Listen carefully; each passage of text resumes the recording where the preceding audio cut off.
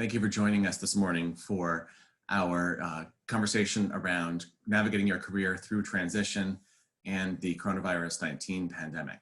Wanted to catch up and thank you for the sponsorship from the Chamber of Commerce and also Today Media. We're going to be joined this morning by Tiffany Belvin from DART, Tina Curcio from CarpeVITA, and also Kristen Knowlton from Brandywine Technology. I'm Kevin Cameron. I'm the manager from Connect Delaware, chief connector, and also managing director of exclusive search connections. And so this morning, what we wanted to talk a little bit about is start off with some tips and tactics to help present yourself online as we move into a new time where many of the interviews that you're having are going to be via video conference and no longer sitting across the desk from someone. We had some tips that we wanted to share with you and to help you be more presentable and have a better conversation. So I'm going to bring those slides up. There we go. All right, so make a great first impression, video interviews. Go ahead and go to the next slide here. All right, so number one, testing your equipment.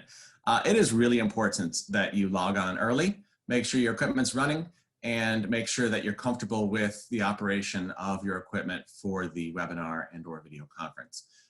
It is something that you want to be very comfortable with in terms of navigating once you get into your conversation, and therefore it becomes less distracting.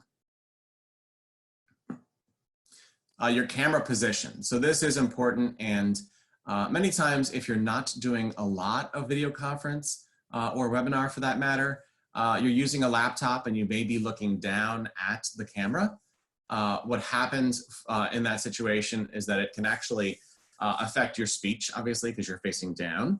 It also is something where it can be a little bit harder for you to bounce your eyes back and forth on the screen. So if you have the opportunity to have a camera that is separate, where you're looking up a little bit, it helps you to project your voice and have a clearer conversation with the person you're talking to.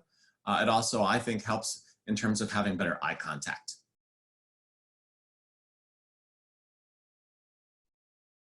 Lighting is very important. As many of us have seen, having backgrounds through things like Zoom and Teams is a fun way to create sort of a curtain behind you.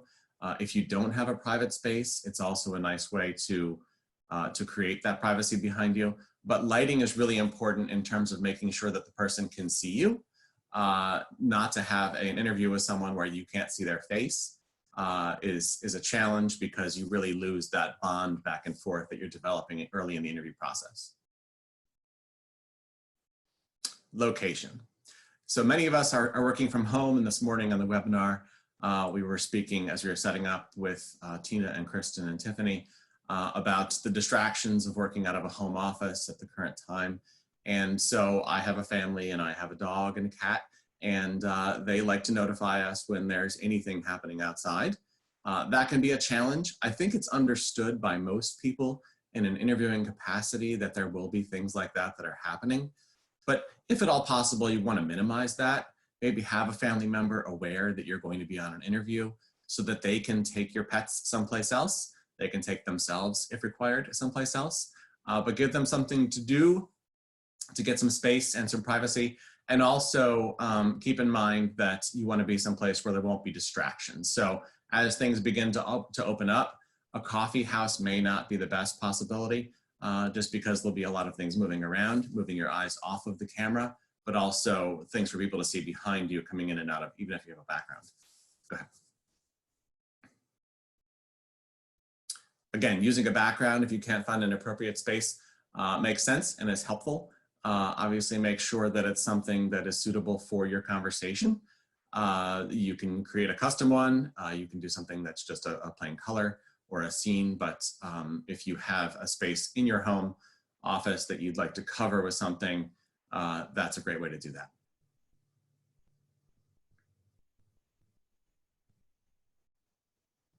So being aware of your posture, right? If you're laying back in the chair while you're having a conversation, a little bit too relaxed, but certainly being able to be engaged in the conversation. Sitting certainly like this, the same way you'd be in an interview, would not be a good thing in demonstrating that you're not open to the person you're talking to. And also being aware that hand motions and things that you're comfortable doing in a conversation are still okay on camera. Many times it'll actually make you feel more comfortable in your video conference. Bandwidth. As the parent of a Minecraft playing child, I can tell you that you may want to check your bandwidth connection to make sure that you have enough bandwidth to have a successful call. It is something that we're all home now. There may be multiple devices logged in. There may be computers playing games at different times during your video conferences. You want to make sure that you have either a setup where you can have the primary on your router, or you know that there are not other people on there that will be bumping into some of your bandwidth as well. Closing any unnecessary browser windows. So you'll be hearing things coming on and off as you're on the call. It may be emails coming in. They will be distractions that in today's technology, you're going to want to look and see who sent an email or who's calling. You want to be able to close those out. You don't want, again, your eyes to be wandering back and forth and reading an email or becoming distracted in the conversation while you're talking to your interviewer. So closing out anything that you don't need for the call. Obviously, if you need a PowerPoint, you need your resume in front of you, or also needing something in terms of a place to reference through your call, maybe the job description, fine. The rest of the things you want to close out. Having a pen and paper ready so you can take some notes. So you want to be able to take the notes so that you can come back to that interview with a thank you note afterwards. And the thank you note is something that is a priority. We will talk about that on a later webinar when we continue this series, hopefully each month. But having a pen and paper ready so that you can take some notes, have things to reflect on, making sure that they're specific to the conversation so you can call them out in your thank you note, but also making sure that they're helpful for you as you're considering this role and considering things that you may want to emphasize in your thank you note that the person has questions about. Video conferencing can be stressful. Make sure you're engaging and present. So one of the things that we tend to do is we get on camera and kind of freeze, making sure that you're nodding, you're smiling, you're being the same person that you would be if you were in person. And that can mean, you know, some people have put a picture up near their camera, a reminder to smile near their camera, something to keep them thinking about the presentation as well. Positive hand gestures can certainly help remove some of the distance. So making the person feel as though you're right there with them. Obviously, if you're on a very small screen and you're zoomed in much farther than I am now, hand gestures can probably be more distracting. If you have the opportunity to be a little bit farther out, and using your hands to do that is helpful. Silencing your phone and your computer.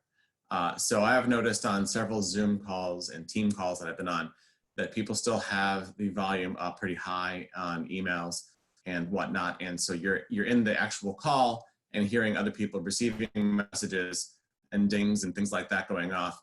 You want to make sure that those are silenced out so they're not a distraction to yourself or the other people who are on the call. So here's an interesting one people typically ask about and struggle with. If you're concerned about external noise or the quality of your computer, getting some headphones with a microphone on them or a microphone that is separate is appropriate. And that can feel a little bit awkward that now we're on camera and we have a microphone in front of us. But frankly, if clarity is a problem, then you want to be able to make sure that the person can hear you clearly and that you're not repeating yourself over and over again. Because obviously that can become frustrating on a video conference call. Likewise, if you have a situation where maybe there won't be quite as much noise in the background, but you're concerned that you may overhear noises in the background, having headphones eliminates that and makes it much easier to pay attention.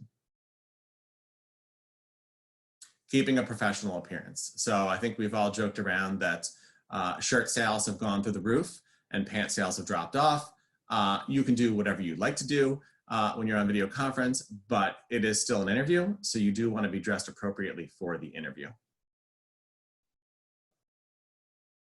So again, reminders near your camera, having something in front of you to remind you to smile, having something in front of you to remind you possibly of the person's name. You want to make sure that all the information you need is in front of you. If this is your first this is your first video conference, you want to practice with some colleagues, friends, family, whatever it may be. When I'm doing this conversation in person, I tell people to practice by talking to their pets or their kids. Pets are always great because they typically don't respond back, and you can get through whatever you need to get through, and they'll pay attention for quite some time. But video conference wise, you want to rehearse this. You want to practice being on camera. It is something that if you go into it cold and you don't have experience with it, it can be something that is intimidating. And I do recommend having something to remind you to smile, having something also to remind you the person's name, their title, and the position somewhere in front of you, not necessarily on the screen, is helpful as someplace to fall back to as sort of your emergency place to go if you're talking and suddenly say, I can't remember their name. So having that in front of you is helpful. Those are our quick tips on presenting yourself online and video interviews. What we're going to do next is go ahead and first of all, thank again the Newcastle County Chamber of Commerce for sponsoring this event today, and Today Media as well. We'd also like to thank Tina Curcio from CarpeVITA, and Tiffany Belvin from DART, and Kristen Knowlton from Brandywine Technologies. We're going to start with Tiffany, and what we're going to learn this morning is I've asked each person, so Tina and Tiffany are both on the recruiting side of their respective organizations. Kristen is on the business development side, but I'd like to hand off to Tiffany, tell us a little bit about herself, and also tell us about some opportunities that she's working on currently. If you have questions, and we encourage that, go ahead and use the Q&A function, or you can also use the chat function, and I will notify the speaker that there is a question and relay that to them so that they can answer your question. If this is specific regarding your application into one of these organizations, I would ask that you have that conversation outside of the webinar. Thanks. Tiffany, go ahead. Thank you, Kevin. I appreciate this platform to have the opportunity, because under the circumstances, we do need to let people know that companies are still hiring, and Delaware Transit, also known as DART, is one of the companies that we are continuing to hire during the state of emergency. Some of the positions that we have available are mostly in our maintenance division and operations. So we are currently recruiting for auto technicians, mechanics, mechanic helpers. We are also recruiting for drivers. So we're looking for our fixed route operator positions as well as our paratransit. And basically, in order to qualify for those positions, we would need you to have your Class B, minimum Class B CDL or permit. For the maintenance positions, you have to be at least 18 years or older with at least 1 year of driving history. And then for our driving positions, you have to be 21 and older, and also have passenger endorsement and no air brake restrictions. There are tests for certain maintenance positions as well as the driving positions. The maintenance position is more so about the auto technicians, mechanics, and mechanic helpers is your knowledge of servicing vehicles, and that is a handwritten test. The driver positions is a two-part test, and that's video. It's customer service based, which is the first part, and then our second part is your knowledge of the rules of the road, and it's similar to the permit test that you would take at the DMV.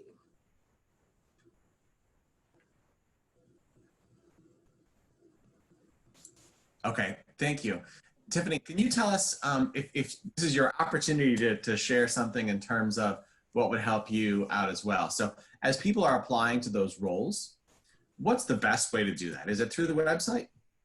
You can definitely go to our website to get the application. We have had people experience, depending on their processing system with their computer, trouble with our online application process, but you're also able to download either PDF or Word document to email an application, and that information is on our website at dartfirststate.com.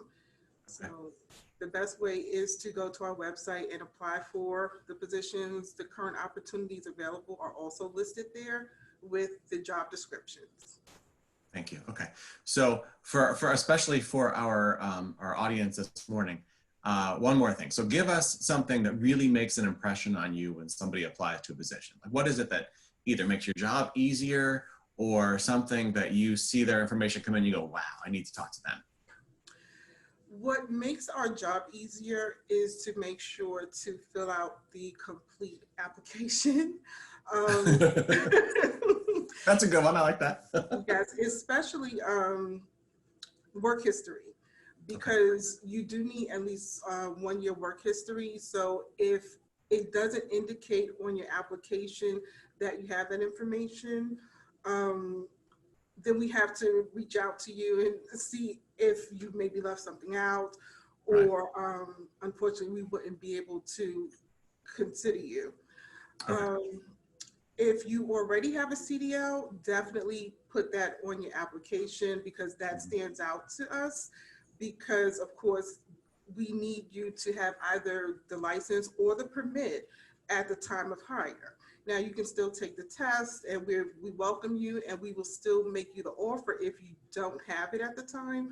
But once we are ready to offer a position to you and we have a position available, then we definitely need you to have your permit. So. Excellent. And you are hiring now? We are hiring now. And people are, go ahead. We actually, earlier this week, we listed, we're always hiring, but we listed 15 new positions that became available for cleaning specialists. And we will continuously hire until those positions are filled, and that's statewide. So that's in each county that we're looking to hire. Excellent. Okay. Excellent. All right. Any questions for Tiffany? I don't see any popping up yet, but we'll circle back to you, Tiffany, if there's questions. And obviously, when we send out our thank you and survey, we'll include your contact information so they can get to the website and apply to positions directly. Okay. Thank you. Okay. Thanks. So, Kristen, you are up.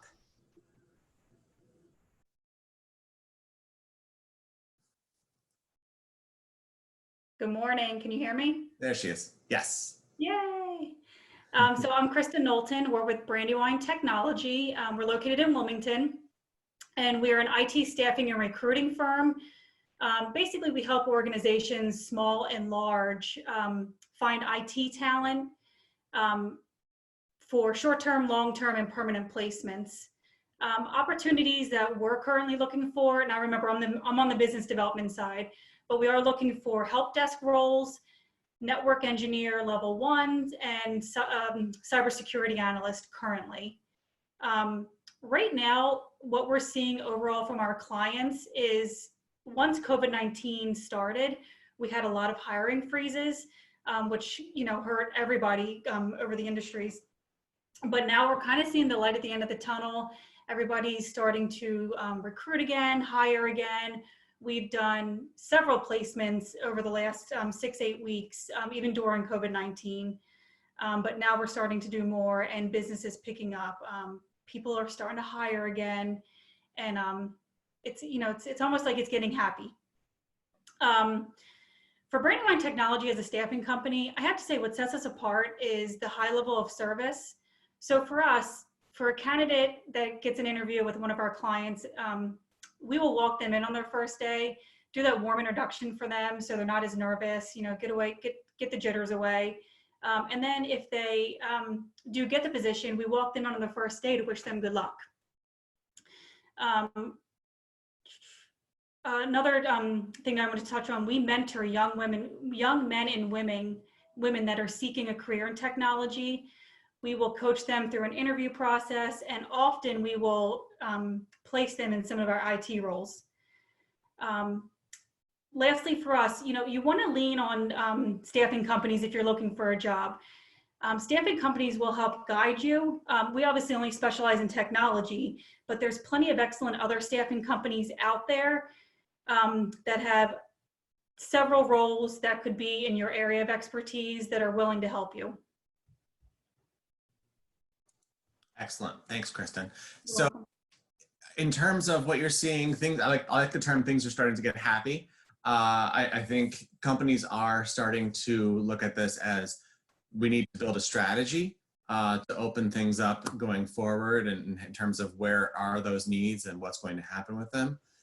From your position on the BD side and working with clients, are there specific areas that you see may have more activity going through into, like, let's say the fourth quarter, or is it too early to kind of have that trend developing yet? I think it all depends. So for example, one of our utility companies, we're starting to see them pick up a little bit. Obviously they never closed down, but they did have a hiring freeze on some of their roles. But I think it's still going, I think we still need to get through the next few weeks to get a better understanding on that. Yeah. But most of our essential companies that we're working with, they really, I mean, they're the ones that are starting to pick up. So. Okay. And Kristen, you've been very good at networking with people, both through the Chamber of Commerce, and obviously you have been a member, and Brandywine Technology is also a member. Is there something in terms of networking? I know you and I have met with several people through the process of being in career transition, but is there something that helps you if somebody says, you know what, I'd like to meet with Kristen just to get an understanding of the types of roles that may be in her radar in the future? What is a good way to approach you with that? So I can share my email on the chat, and people can connect with me through this lockdown, if you will. I've done several coffee meetings, which is just absolutely the same as any other coffee meeting at Starbucks, except you just don't like coffee the rest of the day. You just everybody knows that. But yeah, I mean, I can share my email in the chat. People can connect with me, and if they have interest in the IT industry, feel free to email me their resume, and I can connect them with one of our recruiters. To see if they could be a good match for one of our roles that we currently have open or coming up in the future. So yeah, networking is very important, whether you have a job or you do not have a job, because you never know who you're going to meet that could help with your next career step. Very true. Very true. It's the same as your next door neighbor, as well as talking to somebody in the elevator. You just really don't know who you're going to make an impression on that's going to have that type of opportunity. And I've heard stories ranging from people being at campouts and sitting at a campfire with their kids and talking about what they do and having a job offer come from that, all the way through to neighbors walking across the street and saying, here's something I'm looking for. Do you know anybody who can help me? So there are a couple questions. I'm going to go in and see what we have here. So we have somebody who asked, Kristen, who would you recommend for HR positions from a staffing company perspective? This is somebody I think who's looking for an HR type position. Let me check and have them email me directly, and maybe I can connect them with somebody that's in my network. Okay. And so what we'll do as a follow-up to this, just to make it easy, we'll certainly put Brandywine's information up and also your information in the follow-up email that'll come out with a survey so that people can reach out to you directly. But that'd be great. The other question we have is from Nadia Anthony, and she's asking, thanking you for sharing today, Kristen, but also, do you foresee any permanent changes in how hiring for technology roles happens in the future? Sure. I mean, for us right now, when we screen our candidates, we do a phone interview, and then we actually do a virtual or an in-person interview, depending. But obviously right now, everything's been done virtually. So, I mean, it makes sense. I mean, in my opinion, I think virtual interviews are going to continue to happen even after the restrictions are lifted. but I guess it all depends on, the company and, what their preference is. Yeah, it is hearing from clients that we work with. There are clients who are very comfortable working in a virtual level because they have been for quite some time. And there are companies that we can commend that have turned very quickly onto being able to hire virtually. And really the only challenges they're facing right now in bringing people to work would be things like temperature check if they're not remote. So that's something that companies are working through.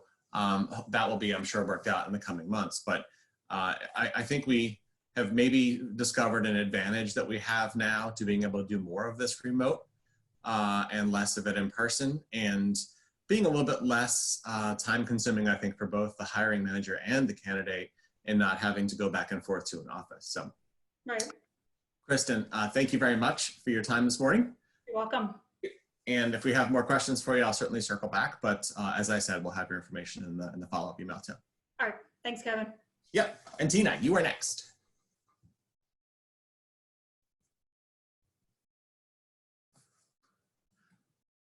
Tina's coming on in a second here. How's that? There we go. All there right. we are. Okay. Go ahead, Tina. Hi, everyone. I'm Tina with CarpeVITA Home Care. Just wanted to give you a little background about our agency and what we do, because we are hiring, and we really would like to, for you to know, first of all, what we are. We are not a franchise, first of all. We are a non-medical home care agency serving Newcastle County, Kent County, and soon to be Sussex County in Delaware. We are also in southeastern Pennsylvania. We're licensed from pediatrics to geriatrics, and we provide quality care, so not only for adults, but also for children with cerebral palsy or other debilitating diseases. Now, there's several home care agencies in our area, so I'd like to tell you what our agency does and what makes us just a little bit different. We are extremely flexible with our hours. We have no minimum shift requirements, but we can also work from an hour a day, sending aides in, to 24 hours, 7 days a week. We do not need to keep the same schedule, so every week our clients can be committed to the same schedule, or they can change their schedules. So what do we do that we're non-medical? Well, we provide help like bathing and grooming to provide standby assistance for fall risks or pivot transfers for those that are wheelchair bound, and even Hoyer lifts for those who cannot move unassisted. We do laundry and light housekeeping, meal preparation, medication reminders because we are non-medical, transportation to and from doctor's appointments or grocery stores, and companionship with playing games or puzzles and those types of things. So how are we different? So this gets into where we are hiring. We are a home health agency, aid only. So what that means is who we are hiring are CNAs, which are certified nursing assistants, or HHAs, which are home health aides. And certified nursing assistant will have graduated from the program with a certificate, and an HHA has to have at least 75 hours of experience that they can prove through maybe a nursing home, or it just can't be taking care of grandma for a little while. So how you would apply to us is going to our website, which is www.carpevitahomecare.com, and our HR person will look at your completed application. Then she will call you and either bring you in for an interview or do a video conference over the phone. Eventually, you have to come in because you need to be drug tested and also have to prove that you are either a CNA or an HHA, and you'll need a 2-step PPD and also to be fingerprinted, and then you can get started and ready to go. Now, what we do is we do take COVID patients. We are providing our aides as of right now, as an aside, we do not have any COVID patients. But if it comes up, that is our mission, to take care of people. So we will continue to do that. We provide the full PPE, which is the protective gear, with the masks and the shields and gloves and the eye protection. So that's pretty much all I have to say. Is go to our website if you have any other information that you'd like to know. Again, that's www.carpevitahomecare.com. Thanks, Tina. So in terms of differentiating, certainly from a networking perspective, I'm sure you meet people who say, I'm interested in your organization. What's a great way to differentiate themselves with you so that, you're willing to make that connection with them and help them to find something in CarpeVITA, hopefully? Actually, it's their experience. Okay. So if they have worked as a certified nursing assistant or as a home health aide before, that's what differentiates. And that's who we can hire. We have work that will start immediately. I did forget to also say we are under registered nurses see every patient that we have. And we have 5 registered nurses. Our nurse manager just retired. So we are also looking for to hire another registered nurse.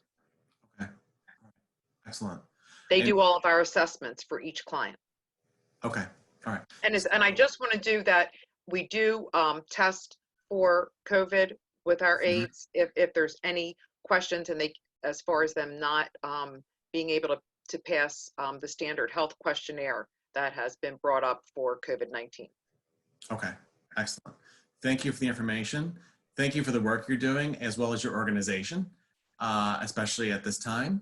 And Tiffany as well, thank you for the work that your organization's doing in terms of keeping us going.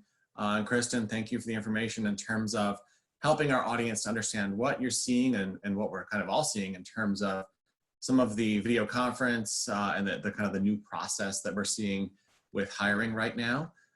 If there are additional questions, I don't see any right this second, but I will give it a couple minutes as we're wrapping up here for questions. As I said a couple times, we will be sending out a follow-up survey, and that will have everybody's contact information in it, as well as the slides we started off with in terms of things to keep in mind for your video conferences. This ideally will be a monthly activity that we'll do with different recruiters. So if there are recruiters who would like to be part of this conversation in the future, we'd love to hear from you.